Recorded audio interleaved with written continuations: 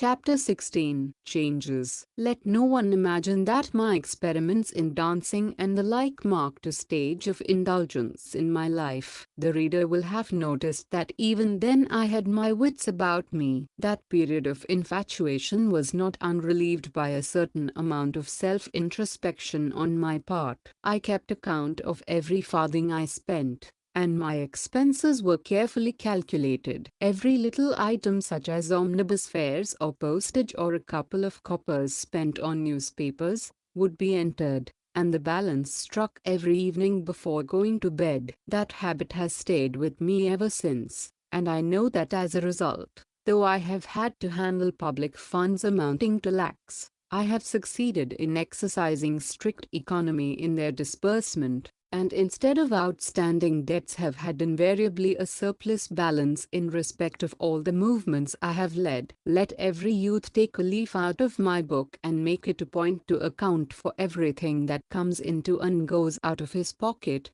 and like me he is sure to be a gainer in the end.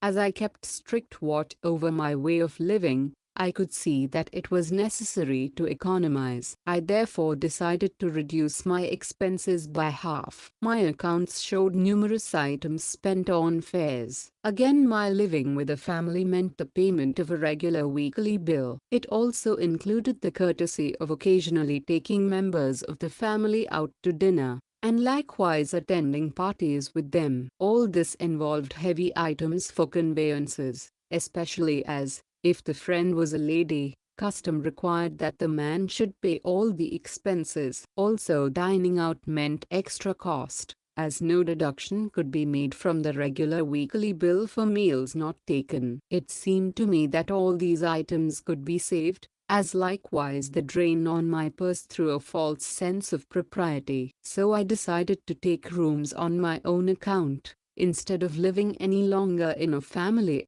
and also to remove from place to place according to the work I had to do, thus gaining experience at the same time. The rooms were so selected as to enable me to reach the place of business on foot in half an hour, and so save fares. Before this I had always taken some kind of conveyance whenever I went anywhere, and had to find extra time for walks. The new arrangement combined walks and economy, as it meant a saving of fares and gave me walks of 8 or 10 miles a day. It was mainly this habit of long walks that kept me practically free from illness throughout my stay in England and gave me a fairly strong body. Thus I rented a suite of rooms, one for a sitting room and another for a bedroom. This was the second stage. The third was yet to come. These changes saved me half the expense. But how was I to utilize the time? I knew that bar examinations did not require much study, and I therefore did not feel pressed for time. My weak English was a perpetual worry to me. Mr. afterwards Sir Frederick Lely's words, "Graduate first and then come to me," still rang in my ears. I should, I thought, not only be called to the bar, but have some literary degree as well. I inquired about the Oxford and Cambridge University courses, consulted a few friends, and found that, if I elected to go to either of these places, that would mean greater expense and a much longer stay in England than I was prepared for. A friend suggested that, if I really wanted to have the satisfaction of taking a difficult examination, I should pass the London matriculation. It meant a good deal of labor and much addition to my stock of general knowledge, without any extra expense worth the name. I welcomed the suggestion, but the syllabus frightened me. Latin and a modern language were compulsory. How was I to manage Latin? But the friend entered a strong plea for it. Latin is very valuable to lawyers. Knowledge of Latin is very useful in understanding law books, and one paper in Roman law is entirely in Latin. Besides, a knowledge of Latin means greater command over the English language.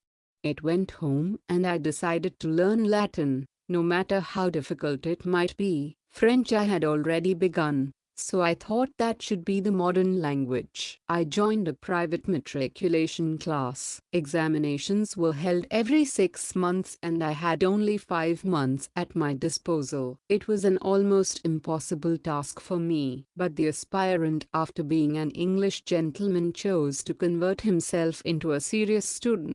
I framed my own timetable to the minute, but neither my intelligence nor memory promised to enable me to tackle Latin and French besides other subjects within the given period. The result was that I was plowed in Latin. I was sorry but did not lose heart. I had acquired a taste for Latin. Also, I thought my French would be all the better for another trial and I would select a new subject in the science group. Chemistry, which was my subject in science, had no attraction for want of experiments. Whereas it ought to have been a deeply interesting study. It was one of the compulsory subjects in India and so I had selected it for the London matriculation. This time, however, I chose heat and light instead of chemistry. It was said to be easy and I found it to be so. With my preparation for another trial, I made an effort to simplify my life still further. I felt that my way of living did not yet befit the modest means of my family. The thought of my struggling brother,